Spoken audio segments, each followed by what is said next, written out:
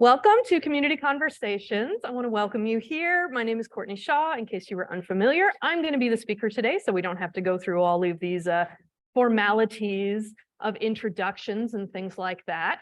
But I do have a couple of announcements to make. This is our last session of the fall quarter.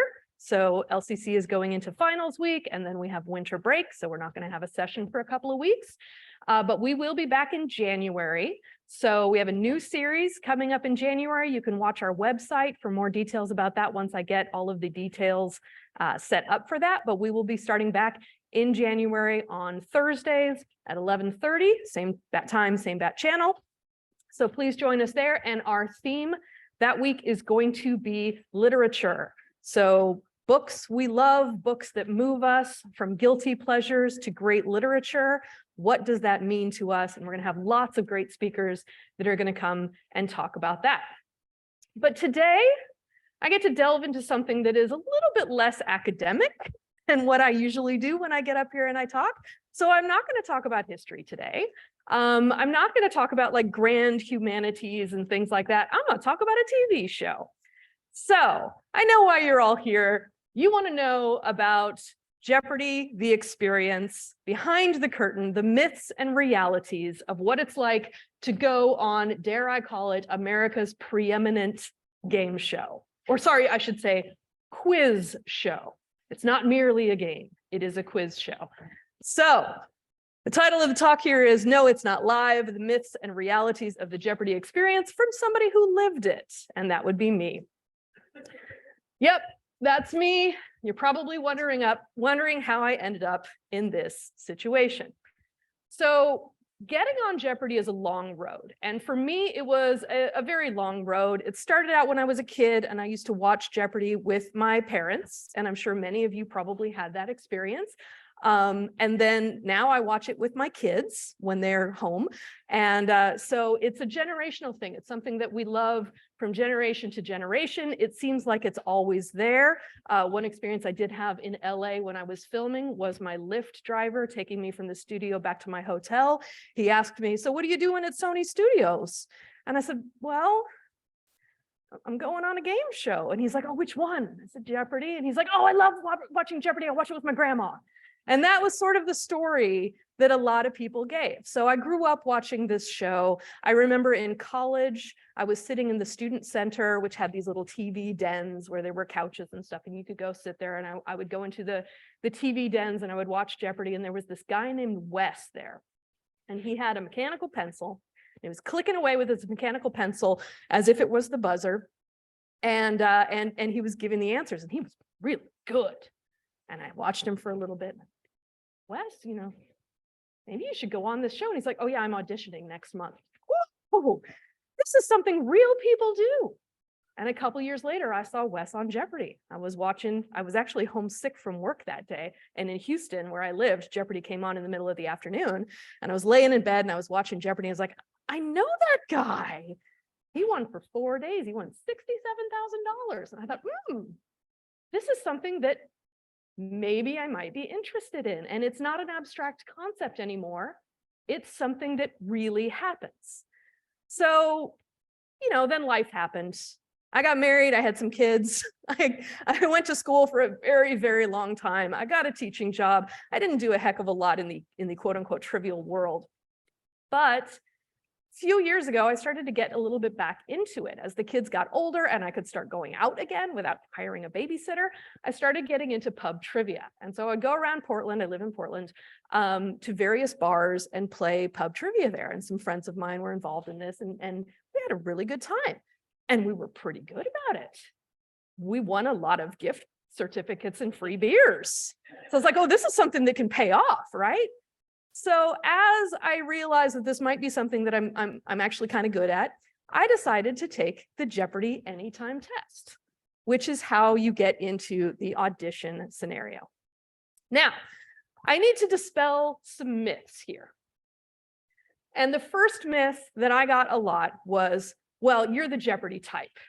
You are an academic. You are a teacher. You have a PhD. That is what Jeopardy is looking for. And, sometimes that is true. I did like in the Weird Al song, he talks about how he's taking on a plumber and an architect, and they both have PhDs.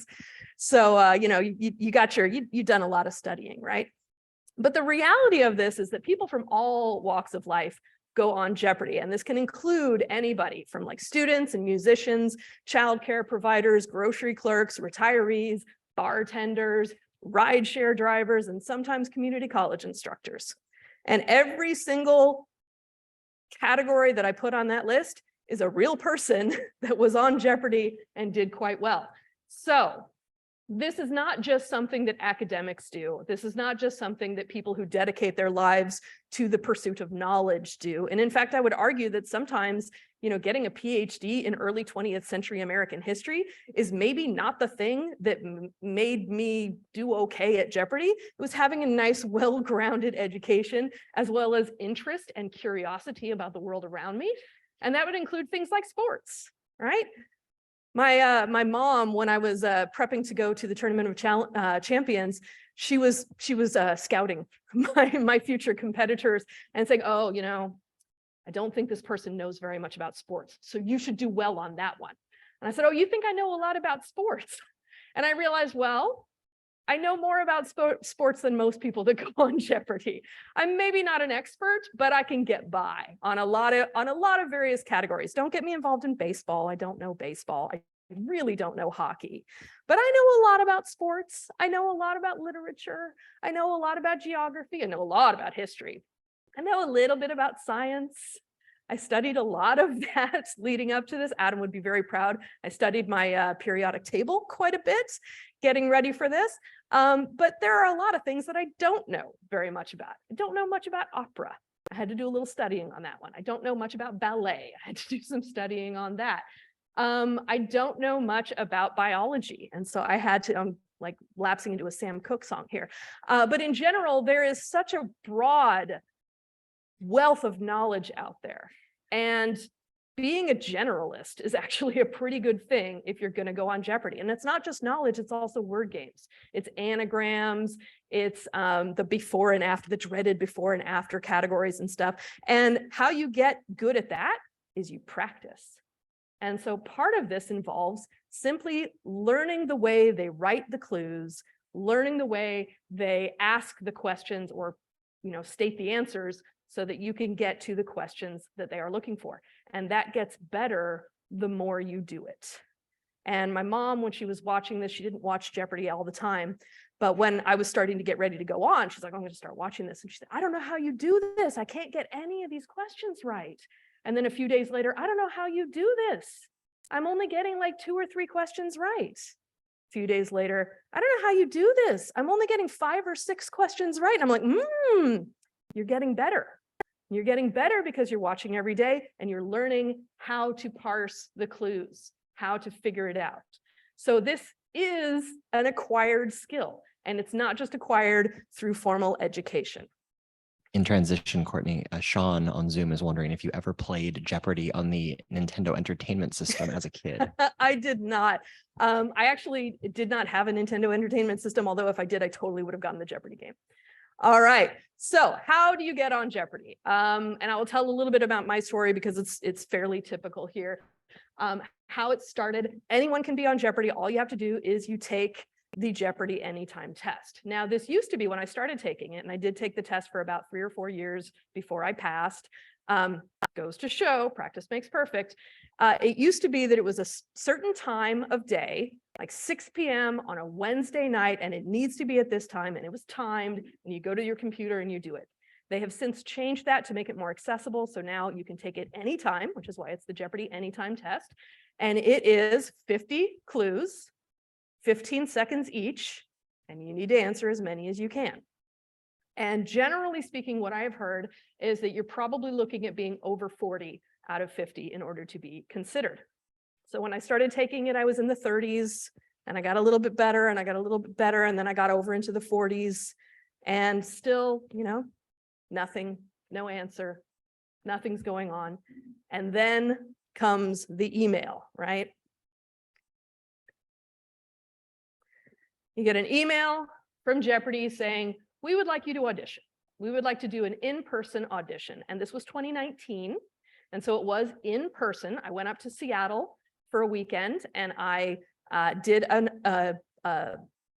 audition at, I believe it was the Hilton Ballroom, with about 40 other likely trivia heads that were trying to get on the show. Nowadays, they do it on Zoom, thanks to COVID has changed things a little bit, and you can now audition on Zoom. But for me, I did have to drive up to Seattle.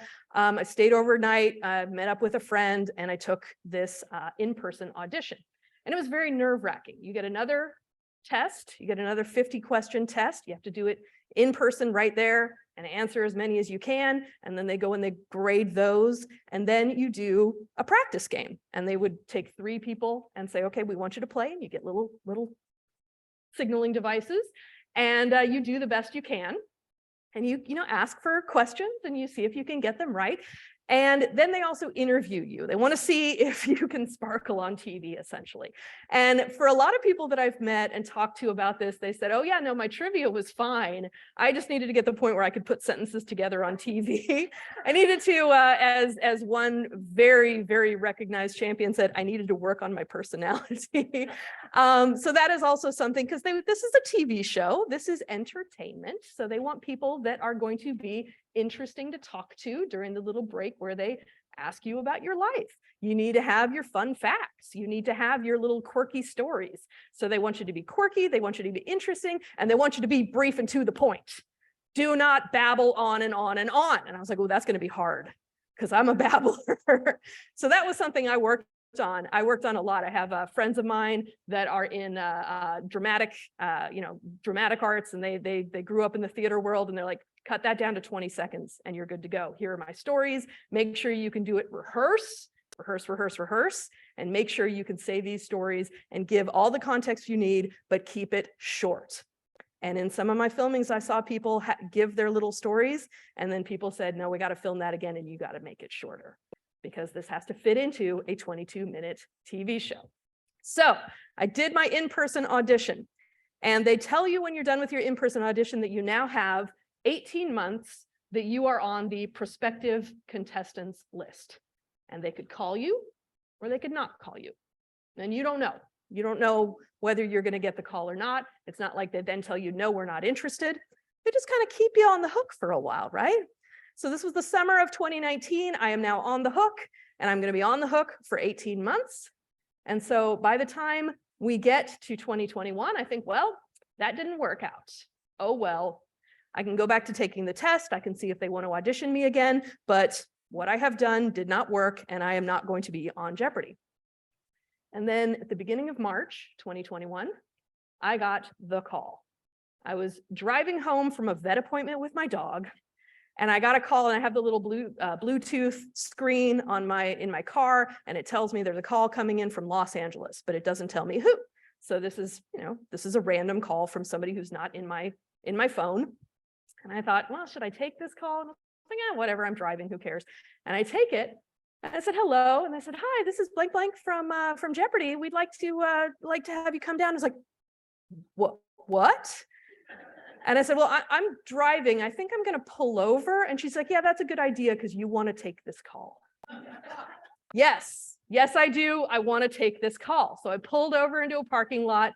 And I took a deep breath and we talked, and they said, we would like you to come down in 3 weeks. This is the date of filming, and we would like to have you there. I was like, well, yes, I will make that happen, right? Luckily, it was spring break for LCC, so I could hightail it out there and plan out the whole thing. And one thing I will tell you is that the first time you go down for Jeopardy, you have to pay your own way.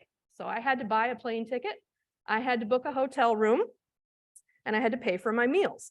Now, when they bring you back, they pay, which is very nice. So when I went down for the Tournament of Champions, I got to stay in the Schmancy Hotel, and they flew me down, got me an airplane ticket, and they paid for my, my taxi rides and things like that. So, I was living the high life at that point. But the first time around, you're on your own, and you figure that's okay, because no matter what, you're going to get at least $1,000 in prize money. And so that'll cover my expenses. That'll be fine. And who knows? Maybe I'll come in second and I'll get $2,000. Or maybe I might win. Now, I didn't really let myself think about that too much because I really didn't think it was possible. And as the original run was going on, I kept thinking, this can't possibly be real, right? I'm not going to win this game. And then I won a game. And then I thought, well, that was great. I'm not going to win another game. And then I won another game. I kept going. And I was really, really shocked about how well this was going. Now, another myth I hear a lot is that this is live. And that is very much not true. Jeopardy is usually filmed a couple of months in advance, 6 weeks to 3 months, depending on what the schedule looks like. And they do this so that they can do several episodes at a time. Usually they do 5 episodes a day. And so you get up, and I was in my hotel in Los Angeles, and they said, be at the studio at 7:30 in the morning and be camera ready. And this was height of COVID, right? So this was, I need to do my own makeup. I need to do my own hair. I did bring along a friend of mine who's in charge of making me pretty. And so she did a nice job because that's not really my skill set. But in general, I was there decked out, full makeup, full hair, full outfit, taking my Lyft car over to the studios to be there at 7:30, where they're going to check me in. They're going to take away my phone or make me seal it in a little bag so that I'm not communicating with anybody. And then from there on out, you've got a long day ahead of you. I did 5 episodes that day, started at 7:30 in the morning. We were done about 6 o'clock that night. So we filmed back to back to back to back to back 5. Get it right here. And it is exhausting. So one of the questions I sometimes get is, how does a champion like Matt Amodio or Amy Schneider ever lose these games? They're so good. And how could they possibly lose on that 39th game? How did Matt lose on the 39th game? And my general response to that is, he's got to be exhausted. This is a marathon. This is so tiring. And you get to a point where you don't have the energy to play your A game anymore. And that's a true thing. And so, I'm not surprised that somebody like Matt loses on game 39. I'm surprised he made it that far, because I was dead on my feet after just 5 episodes, right? I was exhausted. And so this is a very stressful, a lot of adrenaline situation going on. It's also really, really fun. It is a game. And I am delighted that I got to play it. I don't want to say in any way that, oh, this is my hardship. Oh, woe is me, first world problems. I had to go on a game show and win money.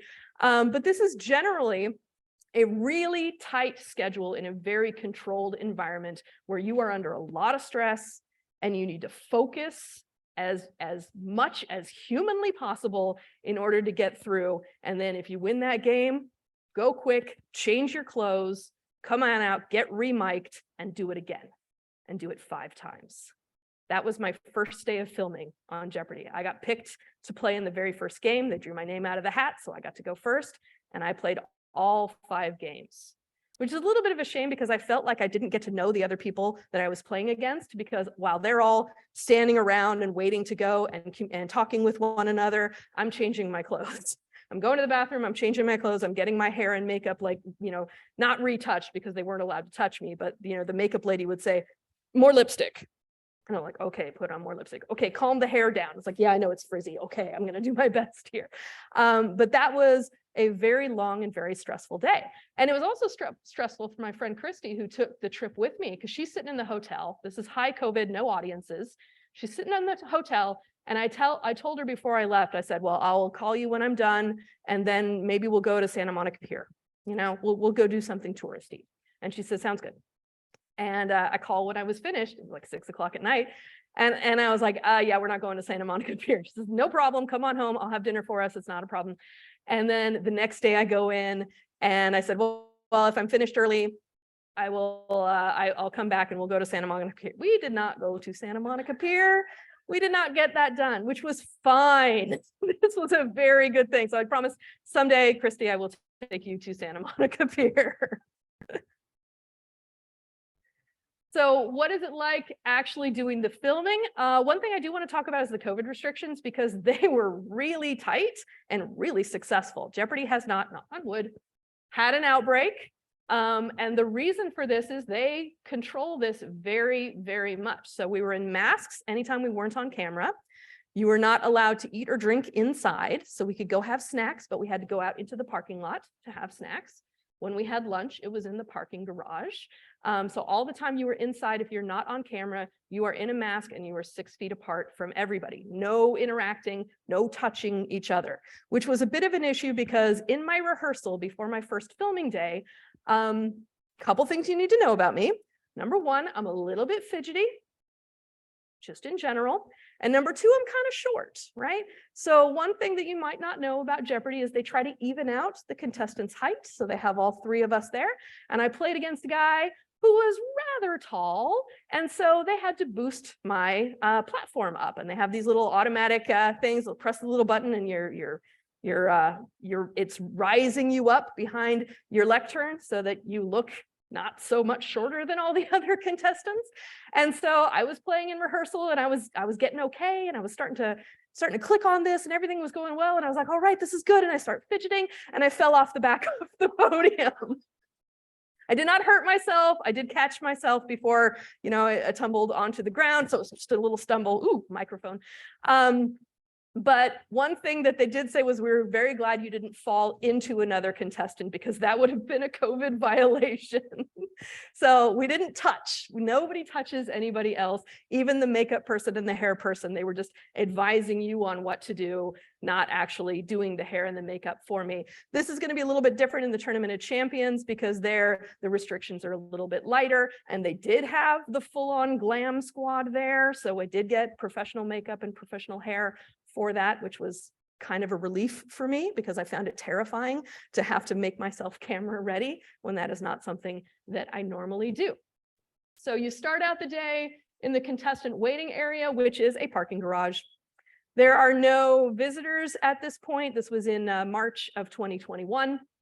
And at this point, this is when I had to say goodbye to my cell phone and not talk to anybody for the rest of the day. So I texted my mom and I said, I'm here, I'm turning off my cell phone, but everything's going great, everything's fine. I'll call you tonight. And she said, good luck. And I didn't even get the good luck text until I turned my phone back on at the end of the day. So you are in isolation. And of course, this is for secrecy purposes. They don't want you to tell anything that's going on. You have to sign a non-disclosure agreement.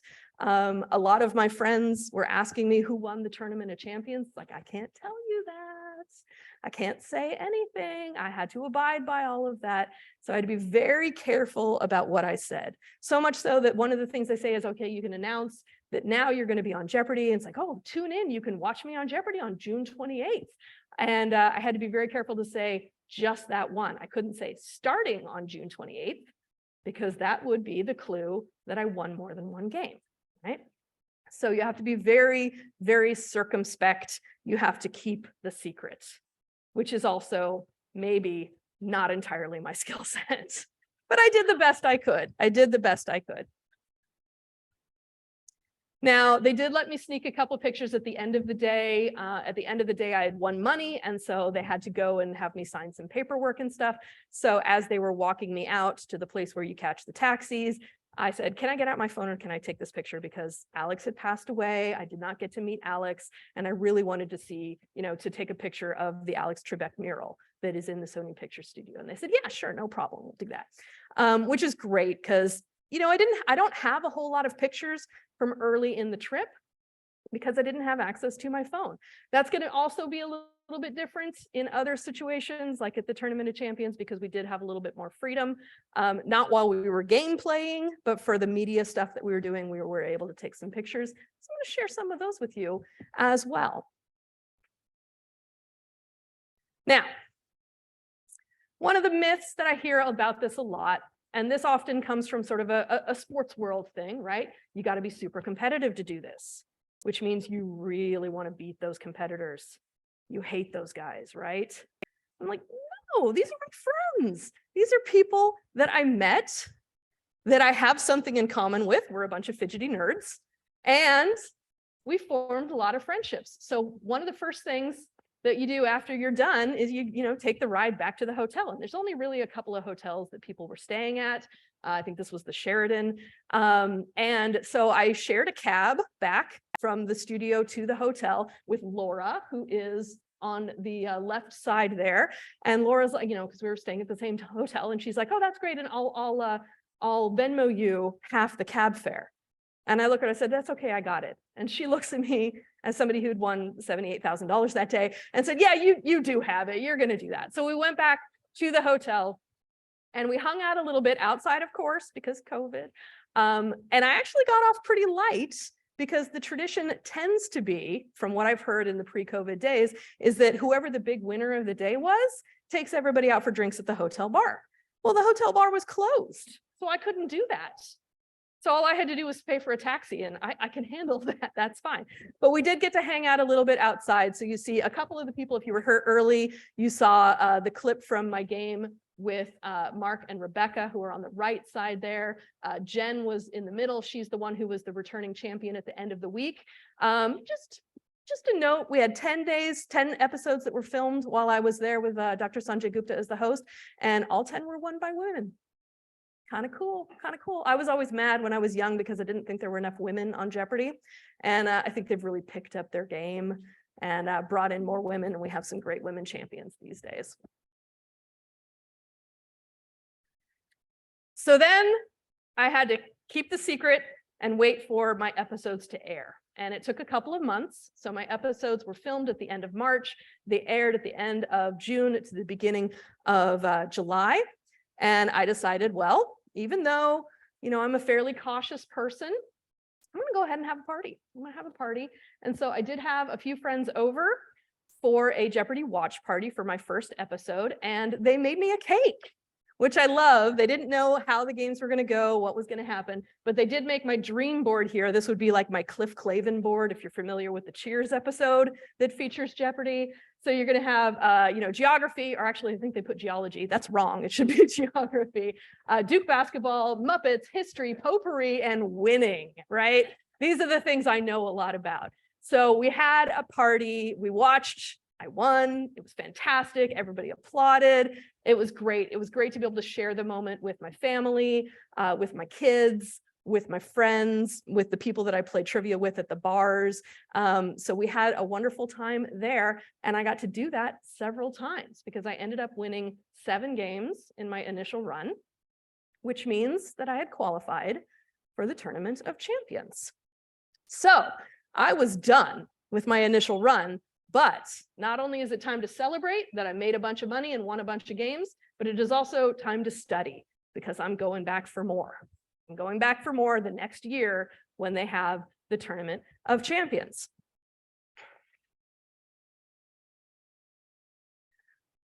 So I've heard this a few times, which just kind of surprises me. It's like, they give you a book to study, right? Nope, no, they don't. You are on your own. You have to figure it out yourself. And so how do you study for Jeopardy? Well, the reality is that there's a lot of great resources now in the golden age of the internet that you can access basically all former episodes of Jeopardy since 1984. So if you go to a website like J-Archive, for instance, you can go and see all of the games that anybody played, what all the categories were, what all the clues were, who rang in on those clues, who got it right, who got it wrong. So you can go back and find out what I missed, because I missed some really stupid questions. But you can go through and do that. So I played a lot of old games, going through and just, figuring out what I was good at, what I wasn't good at, going back and studying ballet and opera. And it's like, oh, there's 4 or 5 operas you need to know. If you don't know, Pagliacci and Don Giovanni and The Marriage of Figaro, get out of here with this, right? So you have to go back and figure out what you're good at, what you're not good at, and then get better at the things that you're not good at. Because I knew not only was I going to go back and play more, but I was going to go back into the biggest pond that you can possibly imagine in the Jeopardy world, the Tournament of Champions, and not just any Tournament of Champions, but a Tournament of Champions against super champions like Madame Odio, Matea Roach, and Amy Schneider.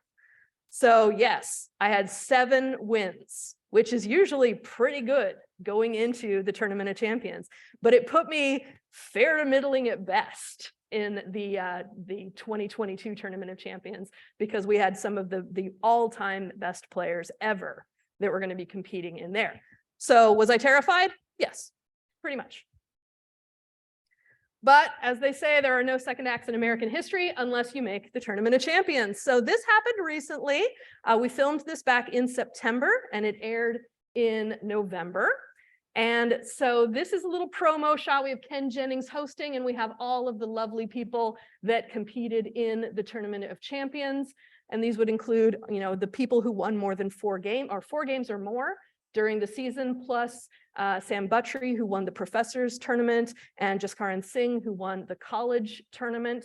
So this was 21 excellent players that I was going to be facing off with, many of whom I'd been in touch with over the past few months. So for example, after I qualified for the Tournament of Champions, one of the first messages I got was from a guy named Brian Chang, who said, "Congratulations, can't wait to meet you at the Tournament of Champions." He had won 7 games a few months ago, and it turns out he's the nicest man in the world. And we're friends now. We play trivia games together. We play in various online trivia leagues like Learned League, like OQL, online quizzing league, School of Trivia. There's all sorts of ways that I was using to study, and I was playing with several of these people that I would then be taking on. Which means that when I got my matchup, when I was told the day of filming for the Tournament of Champions who I was going to be playing against, it's like, oh crap, I know these people and I know they're good. I've even played against a couple of them and they might be better than me. So I need to be on my game. I need to be at my top level if I'm going to stand a chance at this. Now, before we actually started playing the games, we did some media stuff. So we got in on Sunday, we took a COVID test, checked into the hotel, and then Monday was all day media stuff. So we had rehearsals, we had photo shoots, we had interviews to do. We did a lot of things that would be used in promotional material. So stand at the lectern, look like you're concentrating really hard. Okay, we're gonna take some pictures. All right, now look like you got something right. Okay, now look like you got one wrong. Okay, now show me your celebration face. Yes. So you do a lot of that. I was actually coming into the studio to do some of this when Jonathan Fisher, who's one of the champions and is an actor who actually works with the Oregon Shakespeare Company right now, he was doing lines for commercials. And I thought, oh no, they're not going to make me do lines, are they? No. They're just going to make Jonathan do it because he's an actor. He's good at that. They know the rest of us aren't good at that. We're not going to do that. So they just took a lot of pictures. And then that night we had a fancy Hollywood party. So I got an email shortly before going to LA saying, hey, yeah, we're going to have this Jeopardy honors party where we're going to induct our first class of the Jeopardy Hall of Fame. And so bring something, business cocktail. And my response to that is, I don't know what business cocktail means. Call up my sister, what is business cocktail? And she's like, I don't know. Start doing some research, pull out all my dresses out of my closet and goes, is this business cocktail? I don't know. But this was kind of cool because this time around when I went to LA, I got to bring my daughter with me, which was great. I got to bring a couple friends with me. And I got to bring my daughter to the party. And that was fantastic because she took pictures of everything. I was a little busy. I didn't get to take as many pictures, but my daughter's like, hey, picture. So I got to, of course, meet Ken Jennings, who was the host, and take my official Jeopardy photos.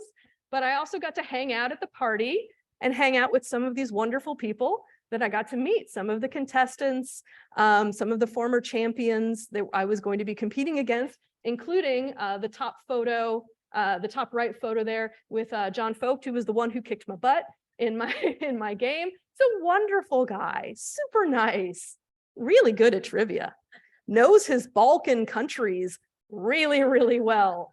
But the great thing is, and this comes across with a lot of people that have experienced this, is that it is no shame to lose to any of these people. And I know this because I lost. It is no shame because they are smart, they are capable, and they are also wonderful people. Every single person that I met was a joy to work with, was a joy to hang out with. We had a wonderful time. I have so much respect for them.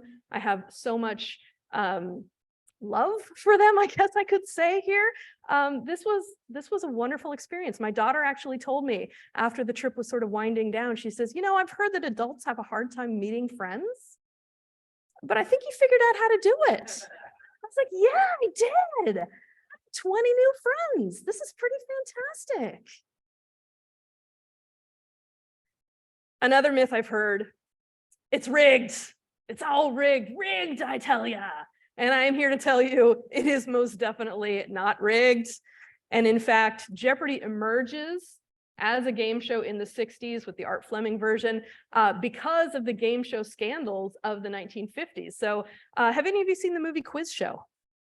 Few people, yeah. That was about the game show scandals back in the 1950s. The game 21, which had a scandal erupt in which they were feeding answers to the contestants that they wanted to see do well. And they were gaming this in order to get what they thought was going to give you the best rating. So it's like this guy, Charles Van Doren, is very charming. People like him. People want to see him more. So we're going to start feeding him answers so that he will continue to do well and people will continue to watch the show. Well, this got busted. And in the wake of this, there was a lot of concern that's like, well, people aren't going to believe in game shows anymore. So we got to clean up the act. We got to make sure that they are all clean. And actually, there are federal regulations about this. It is a federal violation to rig a game show. So everything, every little thing about this is randomized to the most possible that it can be. And that can go, that's everything from what questions are used, what categories are chosen. They have a whole bunch of games and they select one at random. So they know, they don't know like, oh, Courtney's on, she's a history teacher. Let's give her a category with lots of history. No, it is randomized. You never know if you're going to get a history heavy board or not. And I know this because there are some boards that were really good for me. And there are some boards like in the Tournament of Champions that was not particularly good for me.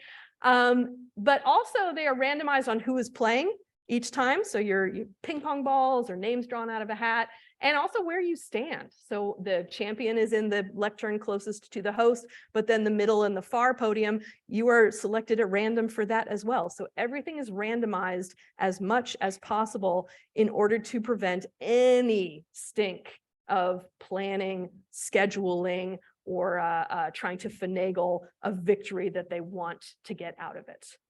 And it is all done under the watchful eye of a whole bunch of researchers and judges that are making those calls and making sure that everything is above board as possible. And I've got to see it from the stage, and I've gotten to see it from the audience. After I lost in the TOC, I got to sit and watch the rest of the games.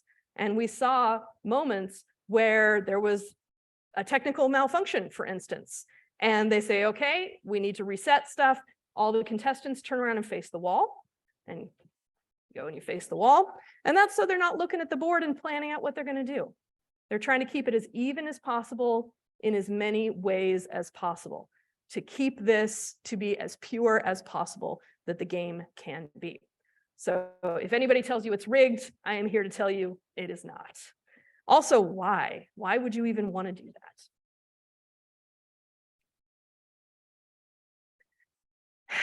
And then there's this myth. Everyone loses eventually. And this one is true. Sometimes if you play your cards right, you get to lose twice on Jeopardy. And I have done it. I lost once in the regular season, which was this episode where I lost to Nicole. And that ended my 7-game run back in 2021. I got invited back to the Tournament of Champions. I played my quarterfinal match and I lost to John. So I got to lose on Jeopardy twice. Not everybody can say that. That is a real accomplishment. But I do want to say, and I think this is sort of a broader understanding of life in general, is that sometimes things go your way and sometimes they don't. There's a lot of luck involved in this. I had a lot of people tell me, oh, you just got lucky. So, well, of course I got lucky. My first final Jeopardy question was about World War I. And I'm a history teacher who specializes in the beginning of the 20th century. Yes, I got lucky. Sometimes you need that. There were some games that I won as a runaway. Nobody could touch me. I was $15,000 dollars ahead. That's great. It's not always going to happen. A couple times I had to come from behind and I had to get lucky. And that happens too. And then sometimes it doesn't work. You lose. And that's okay too. Losing is part of life, right? I got to go home and have some really good teriyaki and go to sleep and feel much better about how everything went after a good night's sleep, because I was exhausted by that point. And then I got to go back and do it again, meet a whole bunch of people that I adore, have a wonderful time, share it with my daughter, and then come back and have all these memories. And I have no regrets about anything, even the losing part. We have defeated contestants drowning in their misery, as we all did after the Tournament of Champions. After filming was over, we all hung out at the outdoor bar at the hotel for several hours, having a very raucous and very entertaining time. And then we decided to go find someplace else to be. And we found an outdoor karaoke bar with a live band. And so now I can cross off my bucket list doing karaoke with 15 Jeopardy champions. Check. Mission accomplished. I had a great time and I have absolutely no regrets. I made a lot of money. I had a lot of fun and I have a lot of great memories from it. So that's a little peek behind the curtains. Thank you very much. And does anybody have any questions?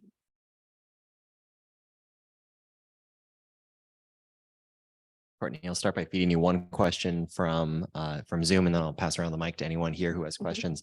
Sean has a series of inquiries related to announcers. So yes. What was it like to meet Jeopardy announcer Johnny Gilbert? Were you able to ask about former announcer Don Pardo? And then also wanted to inquire about Johnny's memories of Alex Trebek. So I did not get to meet Johnny the first time around because as a 90-ish-year-old gentleman during COVID, they didn't want him to come to the studio and possibly get infected. And so he did all of his filming from his home studio. So they did have Sarah Foss, who's one of the producers. She did the announcing in person while we were filming, and then they redub Johnny later on. I did get to meet Johnny at the Hall of Honors, the Jeopardy Hall of Honors, fancy Hollywood party for the Tournament of Champions. And he is a delight. He and his wife were both just fantastic. And he gave a little speech.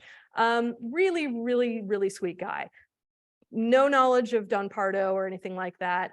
But everybody who had met Alex just glows. That man is Canada's national treasure and America's national treasure too.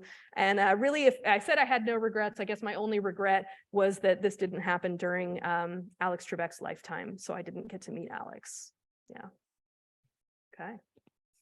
Also, I have here a little glimpse here. I'm probably as famous as I'll ever be, and I don't want to be any more famous, but I am at this point a meme, a baseball card, a GIF, and a t-shirt, which I never thought I would be any of those things.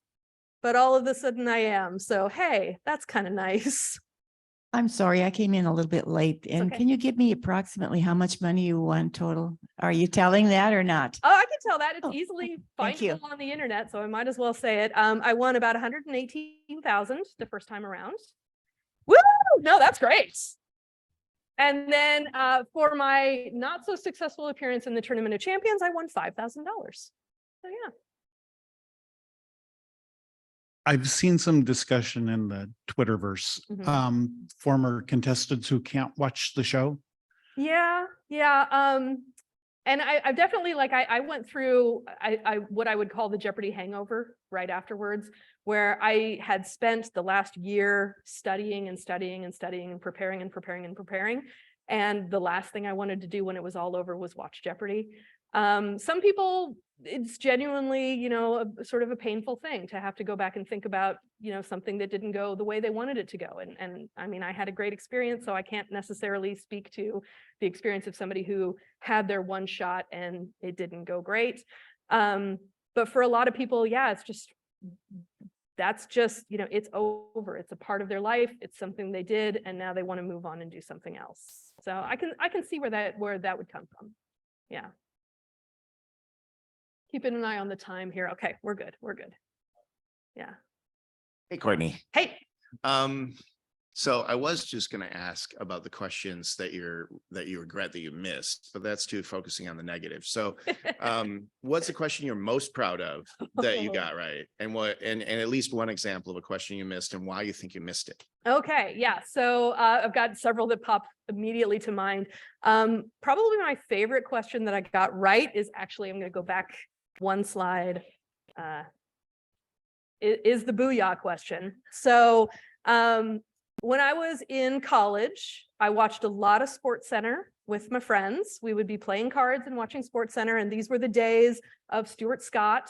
And even though he went to Carolina, I am a big fan of Stuart Scott, and he used to always say, booyah, right?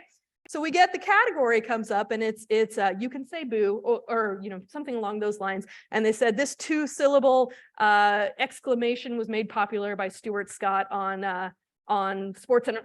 Ring that one in immediately. And Courtney, what is booyah? And that clip got on the ESPN Instagram. Rich Eisen tweeted about it, which made my heart soar. And about 50 friends of mine from college all said, oh, you were made for that question. I'm like, yes. So that would be one where, hey, I know a little bit more of sports than most Jeopardy people. That paid off. And then, of course, I think my first final Jeopardy question was, it was about monarchies. And it said, Charles becomes the heir to the Austrian throne suddenly in this year. And I'm like, oh, well, that is clearly 1914 because we have the assassination of Archduke Franz Ferdinand, which begins World War I. And the other two contestants were like, what is this even asking? It's like, well, as a friend of mine from grad school wrote to me after that one, he's like, well, that was a slow pitch across the plate for you. And I said, yes, indeed. That was definitely a slow pitch across the plate for me. That was perfectly in my wheelhouse. So both of those would be great examples. The final Jeopardy, of course, that enabled me to come from third place to first to win my first game. Otherwise, none of this would have happened. But there were also moments when I think I got asked once about a term from an epic poem about a long journey. Now, I was an English major in college, history and English double major. I did a movie version of the Odyssey when I was in high school as part of an extra credit project I did for my high school English class. I know the Odyssey, but this was my first daily double on my first day, and I completely blanked, and I did not get it. And friends of mine comment, how could you miss that? And I said, deer in a headlights moment. Did not even occur to me. Sometimes your brain just doesn't fire, and it's fast, so sometimes you're going to get it and sometimes you're not. And the moment, the window of opportunity is really, really quick. So that's the one that I think, I could have gotten that one. But oh well, I won that game anyway, so I can't regret too much. Yeah. Any other questions? Yeah. Hello. How much taxes did California take out of you? After my first day of games, I called my folks and I knew I couldn't tell them anything that happened. But I could tell them it went really well. And Dad, I need an accountant. And my dad said, it must have gone very well. And I said, yes, it did. And he said, okay, here's the name of my accountant. And she handles it all. I don't mess with it. It's basically general income. So it's at the same level as other income that you have. But I had to do like filing in California, and then Oregon has sort of a reciprocal agreement. So I had to file numerous forms. But I paid for somebody to do that because that is also not my skill set. I just want to tell you what a wonderful presentation this is, because it's just, it's everything that I didn't know about Jeopardy, and to see somebody who was on it and has just was right there for everything. It's just really well presented. Well, thank you. And so all much. of the little myths and things too that you presented to are good Yeah. too. Thank you very much. No problem. Yeah. I'll get the readings back up here. I've heard that getting the button pushed on time is challenge. It is. Okay. And so this is where the further readings come in. We have several books. If you're interested in Jeopardy in general, there are several good resources to this. I read Alex Trebek's autobiography. Claire McNear's book, Answers in the Form of Question, is the definitive history and insider's guide to Jeopardy. It is wonderful. I cannot recommend it enough. And then there's this book, Secrets of the Buzzer. This was something that my daughter gave me when I got the call. And she said, Mom, you need to read this. And it was just an ebook, right? It cost like $3 or something like that. And it talked about buzzer strategy. You know, when do you ring in? Do you ring in based on when the lights come up, when the host is done speaking, because you have to wait until they're done reading the question. And then the buzzer is enabled at that point. What's the best way to hold the buzzer? Whether it's, you know, hold it this way with your thumb or with your finger.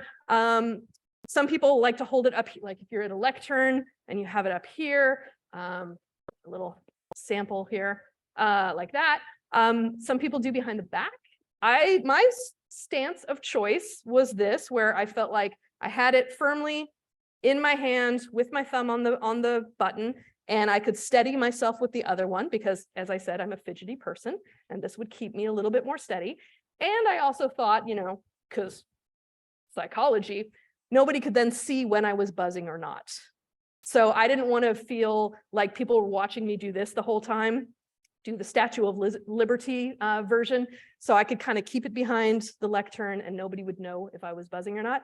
But buzzing is one of the hardest things. You need to get that timing in good. And I honestly think that that's something that helped me a lot in my initial run, because I won my first game with Dr. Sanjay Gupta, who was the guest host at that point. And then I played again the rest of my games with Sanjay Gupta, and nobody else that I was playing against had experience with his voice, his cadence, and the way he read the questions. And so I had more experience than anybody else in that room dealing with him. And I think that really did help me overall. I mean, you still need to be able to answer the questions, but having the buzzer there is crucial to being able to have the opportunity to answer the questions. And there were a lot of times, especially in the Tournament of Champions, when my timing was not as fast as, oh, I don't know, John's. And so he was pretty dialed in on the buzzer and was very successful with it. So yeah, that's a big portion of the game. And that's something that I hadn't really thought of until I was told, come on down, you're going to play the game. Come on down. That's the wrong show. Yeah. And it is also luck, you know. Yeah. Okay. Fritz Holznagel also mentions that you're going to want to hop up a little on caffeine in order to go in, because you want to have your response time as quick as possible. And then he said something in the book that just crushed my little soul, which said that your response time is probably the fastest in your late 20s and early 30s. And I thought, oh no. But I don't know if that's necessarily true. I think I did very well for somebody in their mid to late 40s. You know, I held my own at least, and you never know. But I did have a little extra soda that day to keep me going. Yeah. Hi, Courtney. Hello. I'm a avid Jeopardy watcher as well. And one of my questions is, sometimes they seem to have very particular specific rules about the answers, such as you can't add an extra letter or an S or not an S. Yeah. But then other questions, especially when they're talking about people, you only have to give their last name, Yes. not their first name. So Yeah. those seem kind of in contradiction to each other. Yeah. So I'm wondering if you were given like a list of rules or told, you know, like kind of what you had to say. Yes. Yes. So before you film, each day's filming starts with an orientation for all of the contestants. They go through all of the rules. And I've done it 3 times now, because I filmed 2 days back in 2021 and I filmed 1 day during the Tournament of Champions. So I've heard the spiel 3 times, and it goes through all of the rules in detail, including things like last name is okay unless you're asking for something like the president, Franklin Roosevelt versus Teddy Roosevelt, George Bush, you know, George W. Bush, etc. And I did get one question that I did get wrong, was a Chicago department store. And I said, Marshall Fields. no, Marshall Field. It does not have the S at the end. So I got judged wrong on that. And I was like, oh yeah.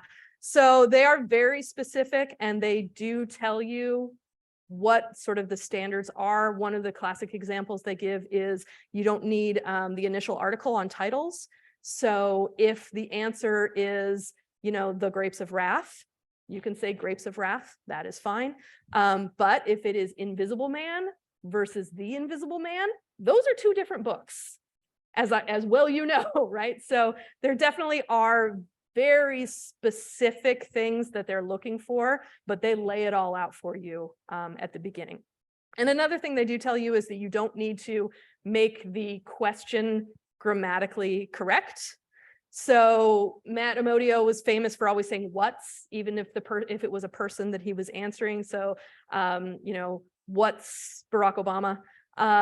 And that is not against the rules. He uses that as a strategy, so he doesn't have to think about what the correct phrasing would be. He can just think about the answer.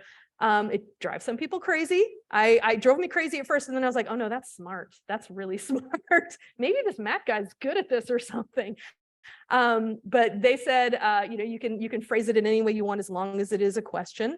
And they talk about, like, who is the Golden Gate Bridge? What is Shia LaBeouf?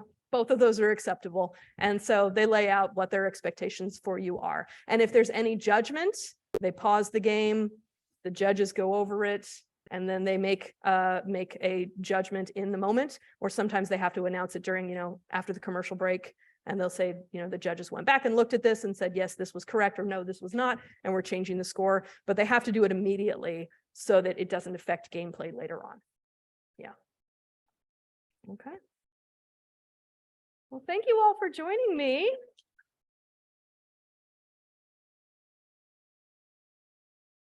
Remember that we will be back in January with our new series on literature. So please come back and join us. We will again be 11:30 on Thursdays in this room and live on Zoom, and then recordings as well. So if you miss anything, you can always go to our website and find the recordings, not just for this series, but for all our previous series several years back that we've been recording them. So go watch those over your winter break, enjoy your holidays, all that good stuff. Have a great day, everybody.